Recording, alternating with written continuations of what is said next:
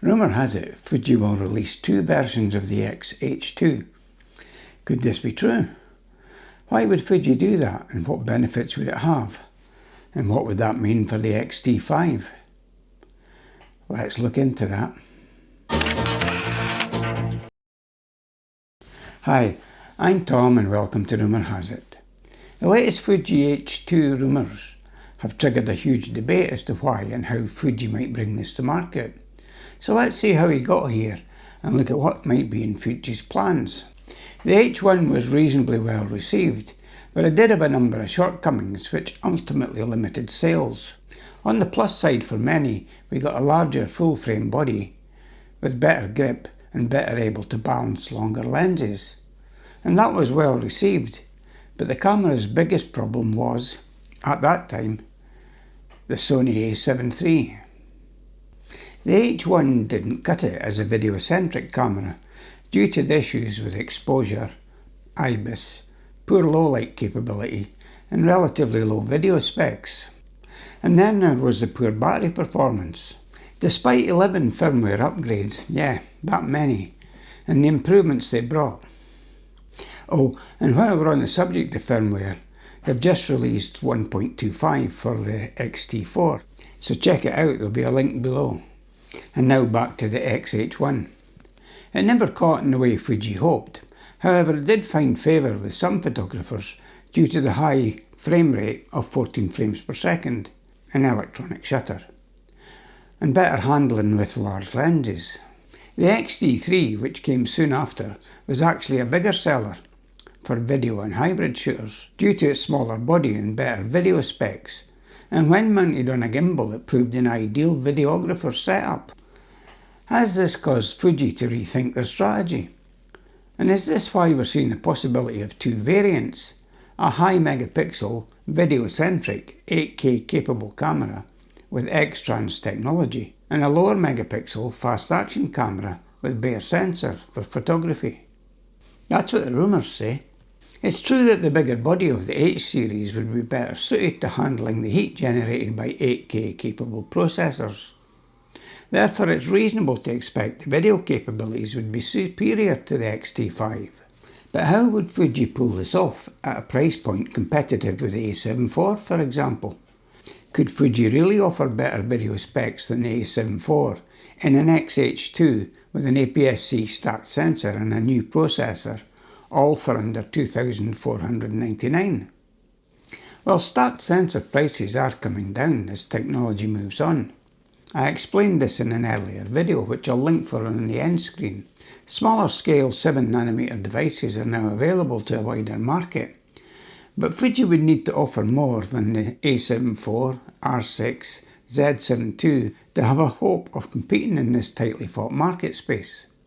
So offering 8K, even on an APS-C sensor, at this price point would be a game changer. Where does that leave us with the other rumoured sensor?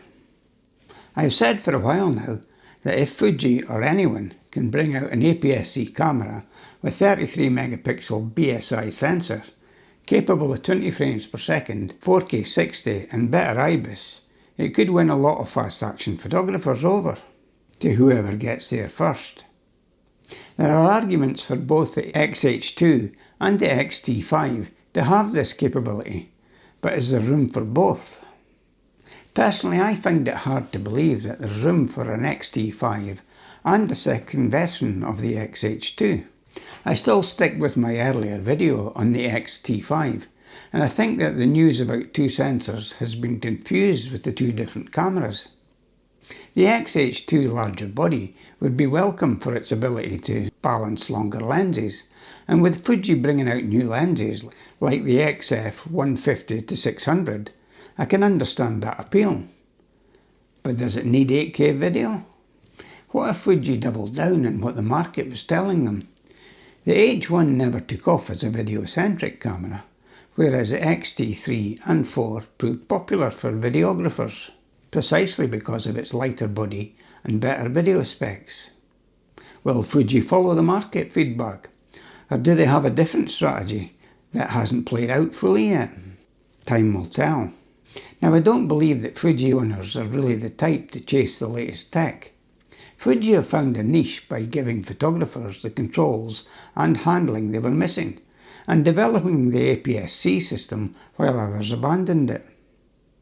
But there is definitely room for improvement to each of the current offerings.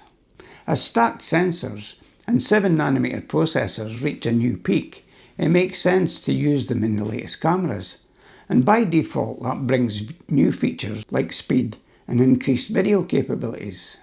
I guess that's progress. So what's your guess for what Fuji will do? Will there really be two variants of the X-H2? Or will we see the XT5 and an X-H2, but with different sensors this time? This video was delayed twice in the making. The first time was while I waited for my new M1 MacBook Pro to arrive. I'll spare you the unboxing as there's a flood of them on YouTube. But here's the empty box. I'm currently recording using the new MacBook Pro, which is fully in use, and I'm amazed by the improvement in render and export times. I tested on a previous video that had caused me hours of frustration, and the render and export took less than 30 minutes compared to the 3 hours beforehand. The second cause of delay was Storm Arwen. If you don't live in the UK, you might never have heard about it, but it's the first time in my life I've lived through a storm like that.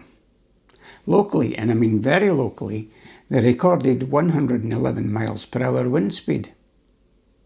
Our house is about 5 miles inland, but the land slopes down to the shore, so we have a clear unobstructed view of the North Sea. This meant the house took the full brunt of the storm, and we lost power for 36 hours. And sadly there was some serious damage to the local forests, including John Muir Country Park.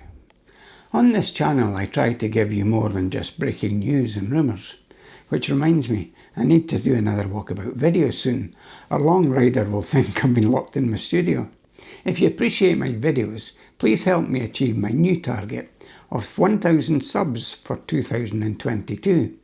And many thanks to those who supported me in reaching my 2021 target of 500, especially those early viewers. I'm so glad you stuck with me through the steep learning curve. Now why not try this video next, which YouTube thinks will interest you, or perhaps this one might suit you better.